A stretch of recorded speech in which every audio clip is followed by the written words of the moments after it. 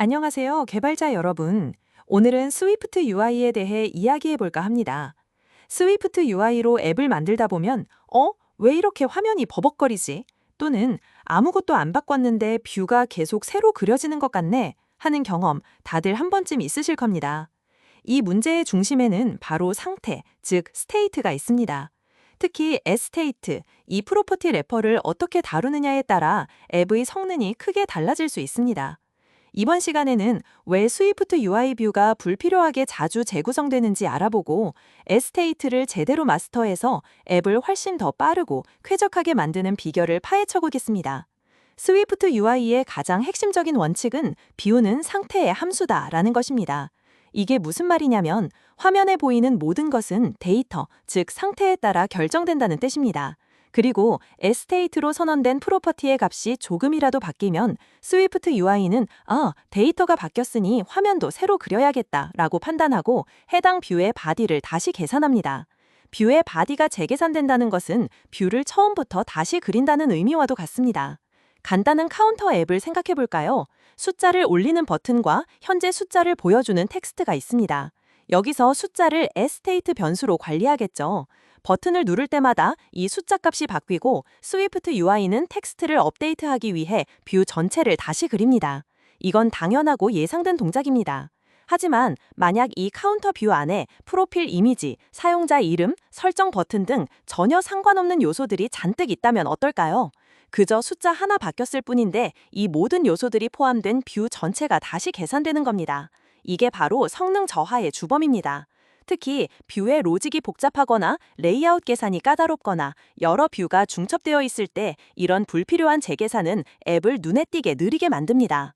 많은 개발자들이 처음 스위프트 UI를 접할 때 하나의 뷰에 너무 많은 에스테이트 변수를 선언하는 것입니다. 예를 들어 선택된 탭의 인덱스, 로딩 상태를 나타내는 불리언 값, 사용자가 입력한 텍스트 등을 모두 한 뷰에 에스테이트로 두는 경우죠. 이렇게 하면 이 세 가지 상태 중 어느 하나만 바뀌어도 뷰 전체가 다시 렌더링됩니다. 로딩 스피너를 잠깐 보여주기 위해 상태를 변경했을 뿐인데 전혀 상관없는 텍스트 필드나 이미지까지 다시 그려지는 비효율이 발생하는 것입니다. 그렇다면 이 문제를 어떻게 해결할 수 있을까요? 가장 강력하고 기본적인 해법은 바로 뷰를 잘게 쪼개는 것입니다. 분할하고 정복하라는 전략이죠.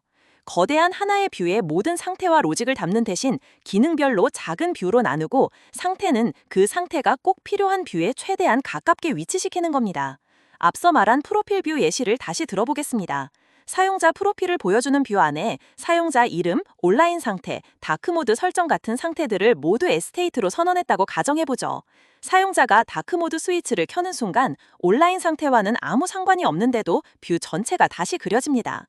하지만 여기서 온라인 상태를 표시하는 부분만 따로 온라인 스테이터스 뷰라는 작은 뷰로 분리하고 온라인 여부를 결정하는 에스테이트 변수를 그 작은 뷰 안으로 옮기면 어떨까요? 이제 온라인 상태가 바뀔 때는 오직 그 작은 온라인 스테이터스 뷰만 다시 그려지고 프로필 뷰의 다른 부분들은 영향을 받지 않습니다. 이렇게 상태의 영향 범위를 최소화하는 것이 최적화의 첫걸음입니다. 상위 뷰에서 하위 뷰로 데이터를 전달할 때는 하위 뷰에서 데이터를 변경할 필요가 없다면 그냥 상수로 넘겨주고 변경해야 한다면 add binding을 사용하면 됩니다. 이렇게 하면 데이터의 흐름이 명확해지고 각 뷰는 자신에게 필요한 최소한의 데이터에만 의존하게 되어 불필요한 업데이트를 막을 수 있습니다. 또 다른 중요한 원칙은 뷰의 바디 안에서 무거운 작업을 피하는 것입니다.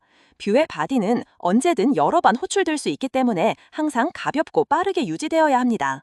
만약 바디 안에서 복잡한 계산을 하거나 데이터를 필터링하는 등의 무거운 로직을 수행하면 뷰가 다시 그려질 때마다 이 비싼 작업이 반복해서 실행됩니다. 이런 무거운 작업들은 온 어피어 같은 수정자를 사용해서 뷰가 처음 나타날 때 한 번만 실행되도록 하거나 스위프트 컨커런시의 태스크를 활용해 비동기적으로 처리하는 것이 좋습니다. 또는 뷰 모델과 같은 별도의 객체에서 데이터를 미리 가공해두고 뷰는 그 결과를 받아서 보여주기만 하는 역할에 충실해야 합니다. 조금 더 고급 최적화 기법으로는 이쿼터블 뷰를 활용하는 방법이 있습니다. 스위프트 UI는 기본적으로 상태가 바뀌면 뷰를 다시 그린다고 말씀드렸는데요. 이쿼터블 뷰를 사용하면 우리가 직접 스위프트 UI에게 이 뷰는 특정 조건이 만족될 때만 다시 그려줘 라고 알려줄 수 있습니다. 뷰를 이쿼터블 프로토콜에 맞게 만들고 두 뷰가 같은지 비교하는 방식입니다. 예를 들어 뷰가 가진 데이터의 ID 값이 이전과 동일하다면 다른 자잘한 속성이 바뀌었더라도 뷰를 다시 그리지 않도록 만들 수 있습니다. 하지만 이 방법은 신중하게 사용해야 합니다. 비교하는 로직 자체가 또 다른 비용이 될 수 있고 잘못 사용하면 오히려 상태 업데이트가 제대로 반영되지 않는 버그를 만들 수도 있기 때문입니다. 정말로 뷰 재계산 비용이 너무 커서 최적화가 필요한 경우에만 사용하는 것을 추천합니다. 마지막으로 어떤 뷰가 얼마나 자주 다시 그려지는지 확인하는 간단한 디버깅 팁이 있습니다. 바로 뷰의 바도 안에 프린트문을 넣어보는 것입니다. 메인 뷰 바디 호출됨 같은 로그를 찍어보면 앱을 사용하면서 어떤 뷰가 불필요하게 자주 호출되는지 콘솔에서 직접 눈으로 확인할 수 있습니다. 이를 통해 문제의 원인이 되는 뷰를 찾아내고 최적화 작업을 진행할 수 있습니다.